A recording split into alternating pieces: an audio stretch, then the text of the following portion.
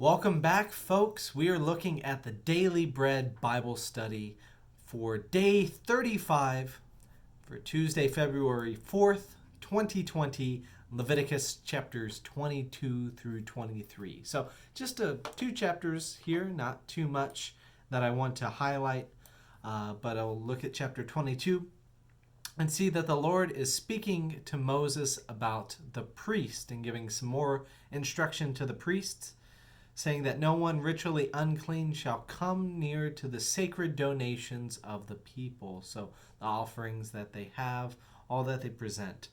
No one who is ritually unclean can come before those sacred donations. No lay person shall eat it, because it is, again, holy. It's set apart for a godly purpose through the priest. And improper management and interaction will incur the guilt of God, along with potential wrath. There, as we saw at the installation of Aaron's sons, how two of his sons with the censer and the improper fire were burned there. But Leviticus 22:9 says this: "They shall keep my charge, so that they may not incur guilt and die in the sanctuary for having profaned it. I am the Lord, I sanctify them." It sounds awfully similar to when two of Aaron's sons were burned to death through that installation and doing things improperly. So yet again, it's just a reminder that God has a high standard for interaction within the sanctuary, and so that's what they were afraid of as priests. That was the ultimate consequence of doing it improperly, was bringing guilt, and then by that guilt bringing the anger and wrath of God. Only unblemished animals should be sacrificed in Leviticus 22:22. That's a lot of twos. Anything blind or injured or maimed or having a discharge or an itch or scabs. Any limb too long or too short. Any creature that has a testicles bruised, crushed, cut, or torn, which makes me think that no steers or castrated bulls would be acceptable to the Lord, even though that's kind of a common practice in herds today. You'll see in Leviticus 22:28, "But you shall not slaughter from the herd or the flock an animal with its young on the same day." This reminds me of, do not boil a kid in its mother's milk, saying that there's a connection between, and by kid it means, a baby.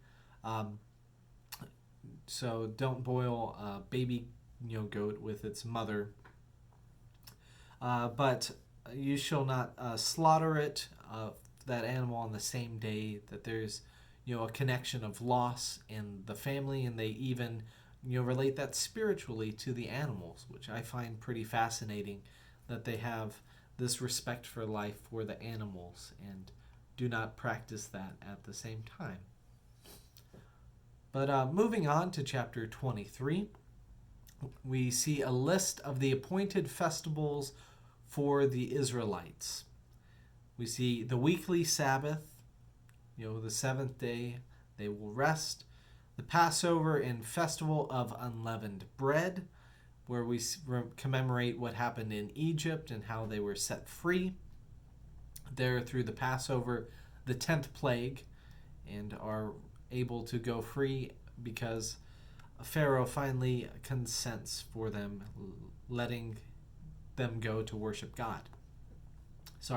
The offering of first fruits. So this is an anticipated festival because they are not yet in the promised land. And so it's the offering of first fruits of the land that God had promised them, which, I'm sure they have some first fruits there in the wilderness, but, I see this squarely set up to be when they are in the promised land, in the land that they are inheriting.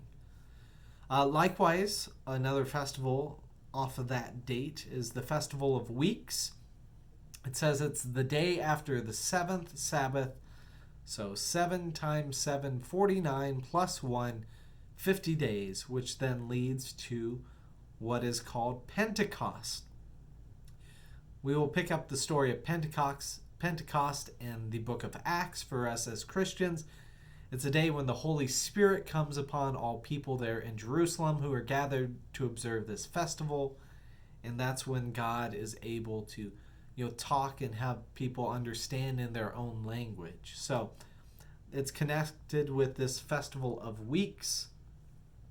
And maybe similar to the observance of Pentecost, we have Leviticus 23:21 say, "On that same day you shall make a proclamation." So God's going to have something to say. "And you shall hold a holy convocation," that there will be a special gathering of the way people interact. So that as a Christian, who looks for all sorts of indications of what's happening with the interaction of the New Testament and the Old Testament, there's one that's kind of more hidden, is this idea that a special gathering in which there will be the importance of proclamation will be very important. So on the day of Pentecost. So that speaks to me of that connection. Next is the Festival of Trumpets. And remind you, this is before the Battle of Jericho happens. In Jericho, where they march around the city, 7 times on the 7th day, and they blow their horns, their trumpets, and the walls come tumbling down. We'll get that story later when we look at the book of Joshua.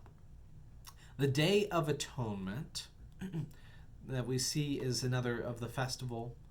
And this is one where self-denial is important, especially not doing work or trying to make progress or any of these things. It's a true Sabbath in this sense. Leviticus 23:29 says, "For anyone who does not practice self-denial during that entire day shall be cut off from the people." Verse 32 also says, "It shall be to you a Sabbath of complete rest, and you shall deny yourself. On the 9th day of the month at evening, from evening to evening, you shall keep your Sabbath." So doing that completely, no work, complete rest. And that's something that we in our society are 24/7, always constantly going, always something to think about, always something to reflect upon. A day to just be and be still and know that I am God.